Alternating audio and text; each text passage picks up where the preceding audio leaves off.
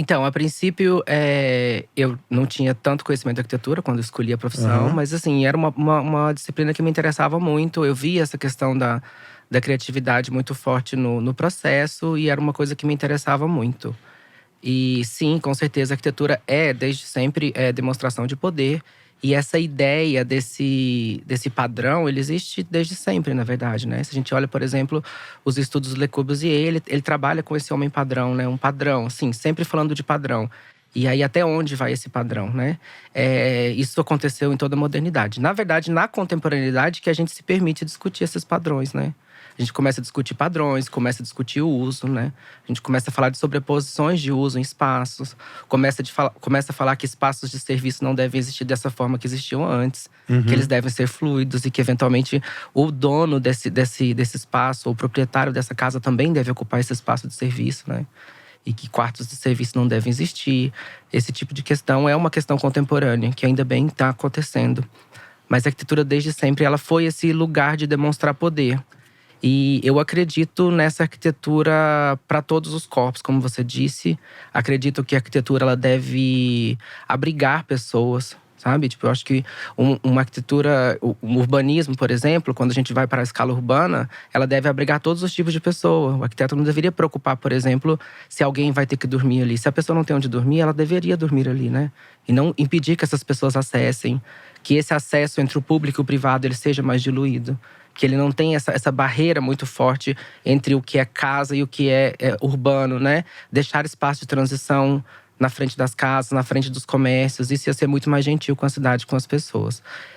Eu tenho uma obra que chama Capitel, que é um banco onde eu uso uma viga aí, né, de metal.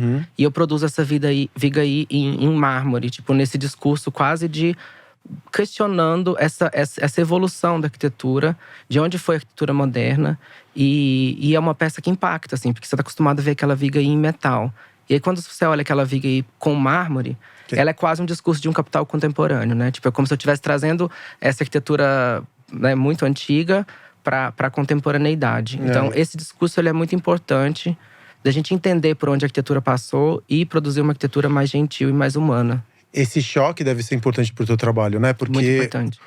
mármore é um material nobre, que se diz, né? Um material nobre, usado na arquitetura desde os romanos como símbolo de poder. Até hoje ele é usado como símbolo de poder, né? Sim.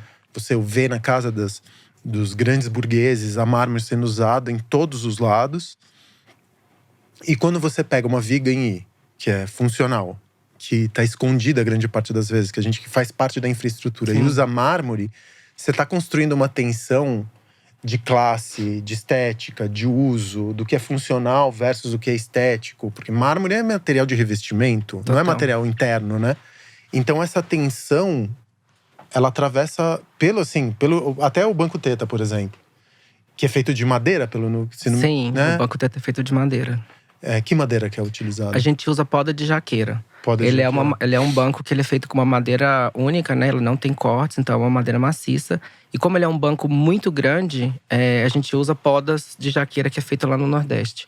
Então, essas podas a gente usa para fazer o banco teta, que ele tem, tipo, a gente roda ele num torno de 50 por 50. Então é uma peça bem robusta, né? É grande. E o Banco Teta é um diálogo que eu tenho com o mobiliário contemporâneo. Com as coisas do Sérgio, com as coisas da Lina. Então eu vou olhando para esse móvel moderno brasileiro e meio que tiro um sarro, né? Porque eu sou caipira, eu nasci no interior, eu fui criada, né, no Você é da interior. onde? Eu sou do Mato Grosso, mas eu fui criada em Goiás. Então eu meio que transitei… Em Goiânia? Goiânia, Anápolis, me formei em Anápolis. Eu visitei Anápolis. Eu já dei Olha! palestra em Anápolis. Bacana. E é muito estranho, né? Porque Goiânia é uma cidade muito rica. Eu tive uma impressão…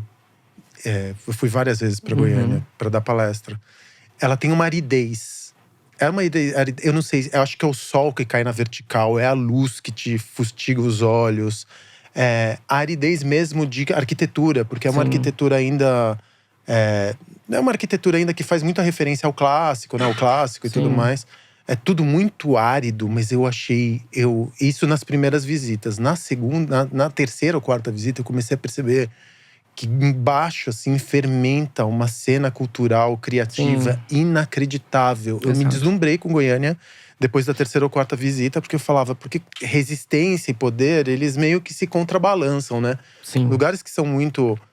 que tem muito poder, que tem muito dinheiro, que são conservadores de um determinado status quo, eles também têm uma resistência que cria um contraponto que é tão interessante quanto o contraponto, né? Então, resistência e poder, eles são dois lados da mesma moeda.